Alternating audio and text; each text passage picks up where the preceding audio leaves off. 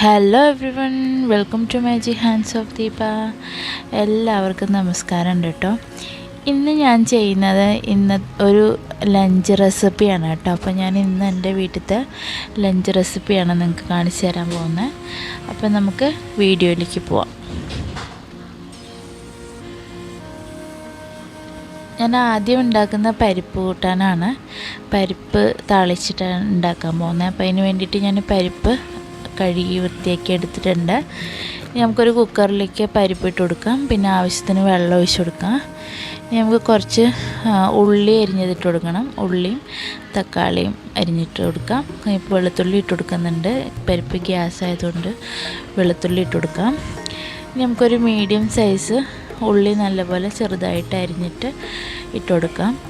അതേപോലെ തന്നെ തക്കാളി ഒരു മീഡിയം സൈസ് ഒരു തക്കാളി അത് നമുക്ക് അരിഞ്ഞിട്ട് കൊടുക്കാം കേട്ടോ. ഇതിൻ്റെ കൂടെ തന്നെ 3-4 കാന്താരി മുളകും കൂടി ചേർക്കുന്നുണ്ട്.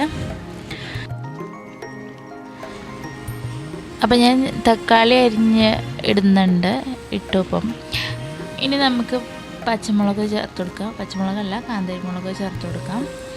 ഇനി നമുക്ക് കുറച്ച് ഉപ്പും ഇച്ചിരി മഞ്ഞൾപ്പൊടിയും കൂടി ചേർത്ത് കൊടുക്കുക. എന്നിട്ടിത് നല്ല പോലെ വേവിച്ചെടുക്കണം. ഒരു 4-5 വിസിൽ വരുമ്പോഴത്തേക്കും നല്ല പോലെ വെന്ത് ഉടഞ്ഞ് കിട്ടും.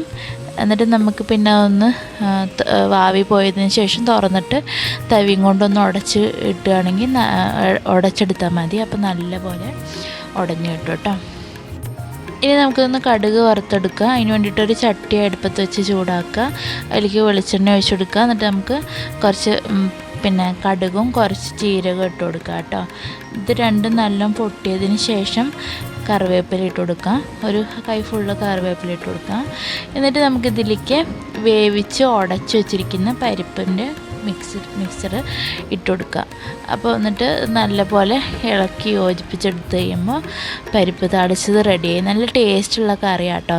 ചോറിൻ്റെ കൂടെ ഇത് മാത്രം മതി കഴിക്കാൻ. പിന്നെ നിങ്ങൾ ഉപ്പ് നോക്കിയിട്ട് നിങ്ങളുടെ ആവശ്യത്തിന് അനുസരിച്ചുള്ള ഉപ്പ് നിങ്ങൾ അഡ്ജസ്റ്റ് ചെയ്തെടുക്കുക കേട്ടോ. ഇനി നമുക്ക് അടുത്തത്, ഇപ്പോൾ പരിപ്പ് റെഡിയായല്ലോ. ഇനി നമുക്ക് അടുത്തത് പയറ് മെഴുക്കുവരട്ടി ഉണ്ടാക്കാം. അച്ചിങ്ങ പയറ് മെഴുക്കുവരട്ടിയാണ് ഉണ്ടാക്കാൻ പോകുന്നത്. അതിന് വേണ്ടിയിട്ട് ഇവിടെ ഞാൻ പയറ് നല്ലോണം കഴുകി എടുത്തിട്ടുണ്ട്. അപ്പോൾ അത് നമുക്ക് നല്ല മീഡിയം സൈസിൽ ചെറിയ ചെറിയ കഷ്ണാക്കിയിട്ട് അരിഞ്ഞെടുക്കാം. അപ്പോൾ പരിപ്പ് ഇവിടെ ഏകദേശം എല്ലാം അരിഞ്ഞെടുത്തിട്ടുണ്ട്. ഇനി നമുക്ക് അതിലേക്ക് ഒരു ഉള്ളി അരിഞ്ഞിട്ട് കൊടുക്കാം. ഒരു മീഡിയം സൈസുള്ള ഉള്ളി മതി. ഇപ്പം ഞാനിവിടെ 1/2 കിലോ പയറാണ് എടുത്തിരിക്കുന്നത്. അപ്പോൾ അതിനൊരു മീഡിയം സൈസ് ഉള്ളി മതിയാവും. അതേപോലെ തന്നെ കുറച്ച് കാന്താരി മുളകും കൂടി നടുവേ കീറി ഇട്ട് കൊടുക്കുക. ഇനി നമുക്കത് വേവിച്ചെടുക്കണം. കാന്താരി മുളക് ഇട്ടാൽ നല്ലതാണ് കേട്ടോ. കൊളസ്ട്രോൾ ഉള്ളവർക്കൊക്കെ നല്ലതാണ്. അപ്പോൾ നമുക്കൊരു പാന് ചൂടാക്കാം. അതിലേക്ക് വെളിച്ചെണ്ണ ഒഴിച്ച് കൊടുക്കാം. വെളിച്ചെണ്ണ നല്ലോണം ചൂടാകുമ്പോൾ നമുക്ക് കടുക് ഇട്ട് കൊടുക്കാം കേട്ടോ. ഇവിടെ പാചകത്തിന് എല്ലാത്തിനും വെളിച്ചെണ്ണ തന്നെയാണ് ഉപയോഗിക്കുന്നത്. അപ്പോൾ നമുക്ക് കുറച്ച് കടുക് ഇട്ട് കൊടുക്കാം. കടുക് നല്ലോണം പൊട്ടിയതിന് ശേഷം കറിവേപ്പിലയും കുറച്ച് തേങ്ങാക്കൊത്ത് ഇട്ട് കൊടുക്കാം. അപ്പോൾ ഞാൻ പയറ് മെഴുക്കുവരട്ടിക്ക് തേങ്ങാക്കൊത്ത് ചേർത്ത് കൊടുക്കുന്നുണ്ട്. അത് ചെറുതാക്കിയിട്ട് അരിഞ്ഞെടുത്താൽ മതി. വലിയ ഒരു മീഡിയം സൈസിൽ പെട്ടെന്നൊന്നിങ്ങനെ ഫ്രൈ ആയി കിട്ടുന്ന പോലത്തെ വലിപ്പത്തിൽ ചെറിയ കഷ്ണാക്കിയിട്ട് അരിഞ്ഞെടുത്താൽ മതി കേട്ടോ. അപ്പോൾ നമുക്ക് തേങ്ങാക്കൊത്ത് ചേർത്ത ഉടനെ തന്നെ വെജിറ്റബിൾ അരിഞ്ഞ് വെച്ചിരിക്കുന്നതും കൂടി അതിൻ്റെ കൂടെ ഇട്ട് കൊടുക്കാം. അപ്പോൾ ഞാനിവിടെ പച്ചക്കറി ഇട്ട് കൊടുക്കുകയാണ് കേട്ടോ. അപ്പോൾ മൊത്തം പച്ചക്കറി ഞാൻ ഇട്ട് കൊടുത്തിട്ടുണ്ട്. ഇനി നമുക്ക് അതിലേക്ക് കുറച്ച് ഉപ്പിട്ട് കൊടുക്കാം. ഉപ്പിട്ട് കൊടുത്തതിന് ശേഷം ഇത് നല്ലപോലെ ഇളക്കി യോജിപ്പിച്ച് കൊടുക്കുക. ഉപ്പ് എല്ലാ ഭാഗത്തേക്ക് ആവുന്ന പോലെ നല്ലപോലെ ഇളക്കി യോജിപ്പിച്ച് കൊടുക്കുക. എന്നിട്ട് നമുക്കതൊരു മീഡിയം തീയിൽ വെച്ചിട്ട് ആവിയേറ്റി വേവിച്ചെടുക്കണം കേട്ടോ. അപ്പോൾ ഞാനത് നല്ലപോലെ ഇളക്കി കൊടുക്കുന്നുണ്ട്. അപ്പോൾ നമുക്കിനി അതൊന്ന് അടച്ച് വെച്ച് വയ്ക്കാം. വെന്തോന്നൊന്ന് നോക്കാം. അപ്പോൾ കുറച്ചൊന്നിങ്ങനെ വാടി കിട്ടിയിട്ടുള്ളൂ കേട്ടോ. അപ്പോൾ നല്ലപോലെ ഇനിയും കുറച്ച് നേരം കൂടി വെക്കേണ്ടി വരും നല്ലപോലെ വെന്ത് കിട്ടാൻ. അപ്പോൾ ഞാനിതൊന്നുകൂടെ ഇളക്കി യോജിപ്പിച്ചിട്ട് ഒന്നുകൂടെ അടച്ച് വെച്ച് വേവിക്കുകയാണ്. ചോറ് ഞാൻ നേരത്തെ ഉണ്ടാക്കി വെച്ചിട്ടുണ്ട്. ചോറ് റെഡിയാണ്. അപ്പോൾ നമ്മുടെ മെഴുക്കുവരട്ടി ഏകദേശം റെഡി ആയിട്ടുണ്ട് കേട്ടോ. നല്ല പോലെ ഉലർന്ന് കിട്ടിയിട്ടുണ്ട്. ജസ്റ്റ് ഒന്ന് ഇനി അതിൻ്റെ വെള്ളം കൂടെ ഒന്ന് വറ്റിച്ചെടുക്കുക. ഇനി നമുക്ക് അടുത്തത് പാവയ്ക്കയും ഉരുളക്കിഴങ്ങും കൂടെ തോരൻ വയ്ക്കാം. നല്ല അടിപൊളി തോരനായിരുന്നു കേട്ടോ.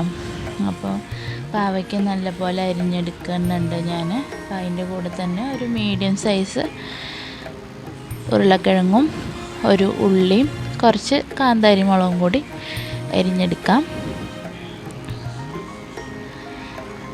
നല്ലപോലെ ചെറുതായിട്ട് കുനുകുനേന്ന് അരിഞ്ഞെടുക്കണം കേട്ടോ. അപ്പോഴാണ് തോരന് നല്ല കയ്പ്പ് ടേസ്റ്റ് ഉണ്ടാവില്ല.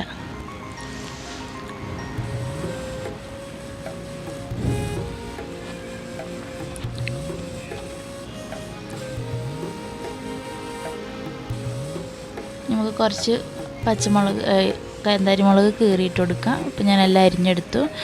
നമുക്ക് തോരൻ ഉണ്ടാക്കാൻ തുടങ്ങാം. ചീനിച്ചട്ടി അടുപ്പത്ത് വെച്ചു. പിന്നെ വെളിച്ചെണ്ണ ഒഴിച്ചു. കടുക് ഇട്ട് കൊടുത്തു. കറിവേപ്പില ഇട്ട് കൊടുക്കണം. പിന്നെ കുറച്ച് അരിയും കൂടി ഇട്ട് കൊടുക്കണം. തോരന് ഞാൻ മുമ്പേ തോരൻ വെക്കുന്നതിലൊക്കെ ഇങ്ങനെ അരി ഇട്ട് കൊടുത്തിട്ടുണ്ട്. അരി ഇട്ടിട്ട് നല്ലപോലെ പൊരിച്ചെടുക്കുമ്പോൾ ഒരു പ്രത്യേക ടേസ്റ്റാണ് തോരന്. അപ്പോൾ നമുക്ക് കുറച്ച് കറിവേപ്പില ഇട്ട് കൊടുക്കാൻ. ഇനി നമുക്കതിലേക്ക് അരിഞ്ഞു വെച്ചിരിക്കുന്ന പാവയ്ക്കയും ഉരുളക്കിഴങ്ങും ഉള്ളിയും കൂടിയുള്ള മിശ്രിതം ഇട്ട് കൊടുക്കുക. അപ്പോൾ ഞാനത് താഴെ വീഴാണ്ട് ഇട്ട് കൊടുക്കുന്നുണ്ട്. ഇത്തിരി താഴെ പോയായിരുന്നു. ഇനി നമുക്ക് കുറച്ച് ഉപ്പിട്ട് കൊടുക്കാം കേട്ടോ. ടേസ്റ്റിനനുസരിച്ച് ഉപ്പിട്ട് കൊടുക്കുക. ഇത് നല്ലപോലെ ഇളക്കി യോജിപ്പിച്ച് കൊടുക്കാം.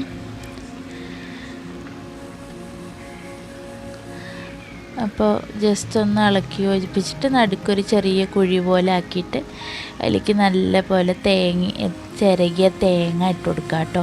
ഏകദേശം ഒരു കപ്പോളം ഒരു മുറി തേങ്ങ ഇട്ട് കൊടുത്തോളൂ.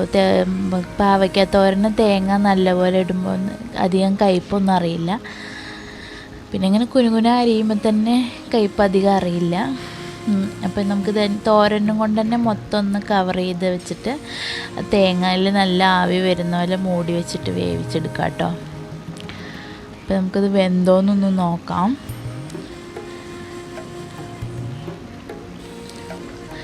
അപ്പോൾ ഞാനൊന്ന് ഇളക്കി യോജിപ്പിക്കുകയാണ്. ഒരു 60% വെന്തിട്ടുണ്ട്. ഇനി ജസ്റ്റ് ഒന്നും കൂടി നമുക്കൊന്ന് ഇളക്കി വെച്ച് യോജിപ്പിച്ച് വേവിക്കെടുക്കാം. അപ്പം നമ്മുടെ പാവയ്ക്ക തോരനും ഇവിടെ റെഡി ആയിട്ടുണ്ട് കേട്ടോ. അപ്പോൾ നല്ല ടേസ്റ്റി ആയിട്ടുള്ള തോരനാണ്. എല്ലാവരും ഉണ്ടാക്കി നോക്കണം വീട്ടിൽ. അപ്പോൾ നമ്മുടെ ഇന്നത്തെ മീൽസിൽ നമുക്ക് കുറച്ച് തേങ്ങാ ചമ്മന്തിയും കൂടെ അരച്ചാലോ. അപ്പോൾ ഞാൻ തേങ്ങാ ചമ്മന്തി അരയ്ക്കാൻ വേണ്ടിയിട്ട് തേങ്ങ ഒരു മിക്സി ജാറിലേക്ക് എടുക്കുകയാണ്. ഒരു കപ്പ് തേങ്ങ എടുത്തോളൂ. അപ്പോൾ തേങ്ങയിലേക്ക് ഇനി ഒരു ചെറിയൊരു ഇഞ്ചി കഷ്ണം ഇട്ട് വെച്ചെടുക്കാം. അതൊന്ന് കീറിയിട്ട് കൊടുക്കുക. അപ്പോൾ മിക്സിയിലാവുമ്പോൾ പെട്ടെന്ന് അരിഞ്ഞ് കിട്ടും. നമുക്കൊരു ചെറിയ കുഞ്ഞ് സൈസിൽ പുളി ഇട്ട് കൊടുക്കാം. അപ്പോൾ ഇതിൽ ഞാൻ കാന്താരി മുളക് തന്നെയാണ് ചേർക്കുന്നത്. കാന്താരി മുളക് വെള്ളക്കാന്താരി ഇട്ടിട്ട് തേങ്ങാ ചമ്മന്തി വെച്ചാൽ നല്ല ടേസ്റ്റാണ് കേട്ടോ തേങ്ങാ ചമ്മന്തിക്ക്. നമുക്ക് കുറച്ച് ഒരു ഉള്ളിയും കൂടി ഇട്ട് കൊടുക്കാം. എൻ്റെ ചെറിയ ഉള്ളി ഇല്ല, കൂടി സവോളയാണ് ഇട്ട് കൊടുക്കണത്. അപ്പോൾ ഇനി നമുക്ക് കുറച്ച് കറിവേപ്പിലയും ഇത്തിരി ഉപ്പും കൂടി ഇട്ടിട്ട് നല്ലപോലെ അരച്ചെടുക്കാം. അപ്പോൾ നമ്മുടെ ഇന്നത്തെ മീൽസ് ഇവിടെ റെഡി ആയിട്ടുണ്ട്. അപ്പോൾ ചോറ് റെഡിയായി, പരിപ്പ് റെഡിയായി, ചമ്മന്തി റെഡി ആയിട്ടുണ്ട്, പിന്നെ പാവയ്ക്ക ഉരുളക്കിഴങ്ങ് തോരന് റെഡി ആയിട്ടുണ്ട്, പിന്നെ ഇത് പയർ മെഴുക്കുവരട്ടി റെഡി ആയിട്ടുണ്ട്. അപ്പം നമുക്കിനി ചോറുണ്ണാനുള്ള തയ്യാറെടുപ്പിലാണ്. അപ്പം നമുക്കിതൊരു പ്ലേറ്റിലേക്ക് കുറച്ച് എടുത്തിട്ട് കഴിച്ച് നോക്കാം എങ്ങനെയുണ്ട് ഇന്നത്തെ ലഞ്ച് എന്നുള്ളത്. അപ്പോൾ ചോറ് ഞാൻ നേരത്തെ ഉണ്ടാക്കി വെച്ചിട്ടുണ്ടായിരുന്നു. അപ്പോൾ ഫ്രണ്ട്സ്, ഇന്നത്തെ വിശേഷങ്ങൾ ഇത്രയൊക്കെ തന്നെയുള്ളൂ. അപ്പോൾ ഇതിൽ നല്ലൊരു വീഡിയോ ആയിട്ട് ഞാൻ അടുത്ത് തന്നെ വരുന്നതാണ്.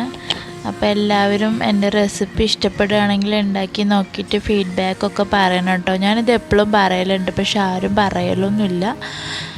അപ്പോൾ എല്ലാവരും അവരവരുടെ വീട്ടിൽ സന്തോഷമായിട്ടിരിക്കുക, ഹാപ്പി ആയിട്ടിരിക്കുക, ഹെൽത്തി ആയിട്ട് ഭക്ഷണം കഴിക്കുക. അപ്പോൾ ഞാൻ എൻ്റെ ചോറുണ്ടിട്ട് വരാവേ.